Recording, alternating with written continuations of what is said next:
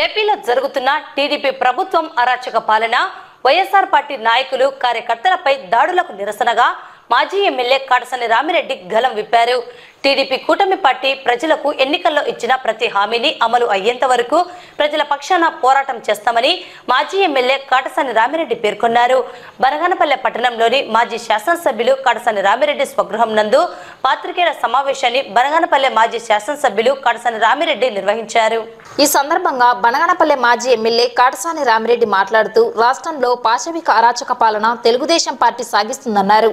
Telugu Desam party అధికారంలోకి వచ్చిన ఈ కొద్ది రోజుల్లోనే మరో బీహార్ని తలపించేటట్లు అధికార పార్టీ నాయకులు చేయడం జరుగుతుందని చెప్పారు.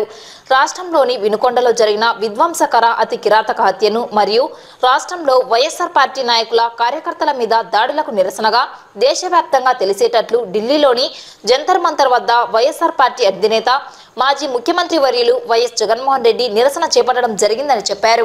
వైఎస్ఆర్ పార్టీ చేపట్టిన నిరసన దీక్షకు దేశంలోని పలు పార్టీల ఎంపీలు ప్రతినిధులు పాల్గొని సంఘీభావం తెలపడం జరిగిందన్నారు.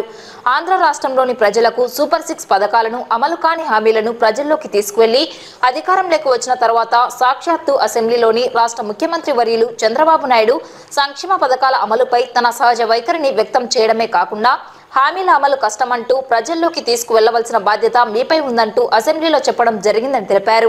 సూపర్ 6 పథకాలు అమలు చేస్తామని ప్రజలను నమ్మించి అధికారంలోకి వచ్చిన తెలుగుదేశం పార్టీ సంక్షేమ పథకాలను అమలు చేసేంత వరకు ప్రజల పక్షాన వైఎస్ఆర్ పార్టీ తరపున పోరాటం చేస్తామని చెప్పారు.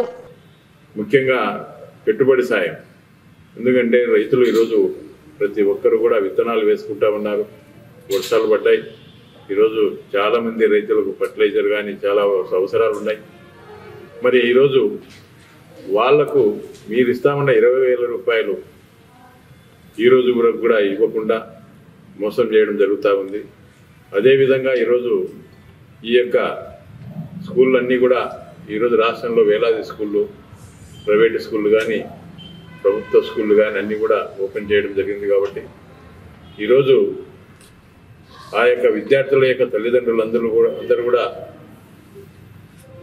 ఈరోజు మీరు ఇస్తా ఉన్నటువంటి ఈ యొక్క అమ్మఒడి ఏదైతే ఉందో మరి వాటి కోసం ప్రజలు ఎదురు చూస్తూ ఉన్నారు. అదేవిధంగా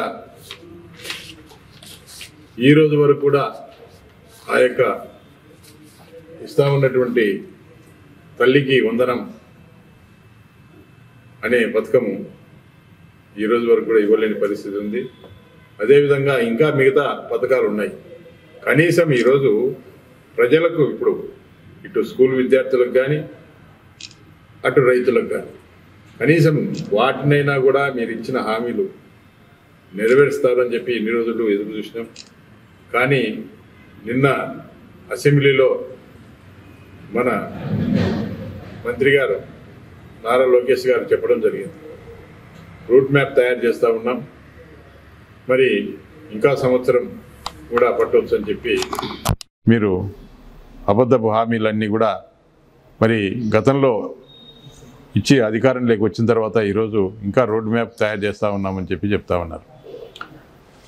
మేము గతంలో ఒకటే చెప్తా ఉన్నాం. మా ప్రియతమ నాయకుడు జగన్మోహన్ రెడ్డి గారు గతంలో ఇవ్వడం జరిగింది. దాదాపు ఈ రాష్ట్రంలో ఈ యొక్క అమ్మఒడి కింద దాదాపు 43 లక్షల మంది తల్లులకు సంబంధించి ఈ 4 సంవత్సరాల్లో 26,067 కోట్లు ఇచ్చామని చెప్పి చెప్తా ఉన్నారు. మీకు ఏ డేటా కావాలన్నా కూడా సంబంధిత సచివాలయ పరిధిలోనే ప్రతి తల్లికి సంబంధించి డేటా కూడా దొరకడం జరుగుతుంది. మరి అది ఏదో మేము రోడ్ మ్యాప్ తయారు చేస్తూ ఉన్నాము, మాకు డేటా కావాలి అంటే రోజు మీరు మొన్న పెన్షన్లు పంచినారు. ఒక 2 రోజుల లోపల మొత్తం దాదాపు 67 లక్షల పెన్షన్లు మీరు పంపిణీ చేయడం జరిగింది. మరి కనీసం ఒక వారం రోజులు టైం ఇస్తే ఈ రాష్ట్రంలో ఉండే బడికి వెళ్ళే పిల్లల గురించి వాళ్ళ తల్లిదండ్రుల ఆధార్ కార్డు కానీ మిగతా ఏదైతే ఉన్నాయో అవన్నీ కూడా తెప్పేయడం జరుగుతుంది.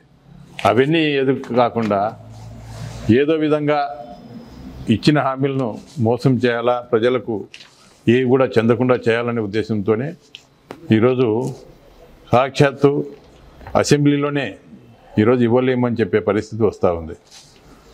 అదేవిధంగా ఈరోజు రైతులకు సంబంధించి పెట్టుబడి సాయం ఈరోజు 20,000 రూపాయలు చాలామంది రైతులు ఎదురు చూస్తూ ఉన్నారు. ఎప్పుడు వస్తుంది మాకు? ఈరోజు అప్పులు చేసి కూడా ఈరోజు రైతులు విత్తనాలు కొనుక్కునే పరిస్థితి వస్తూ ఉంది.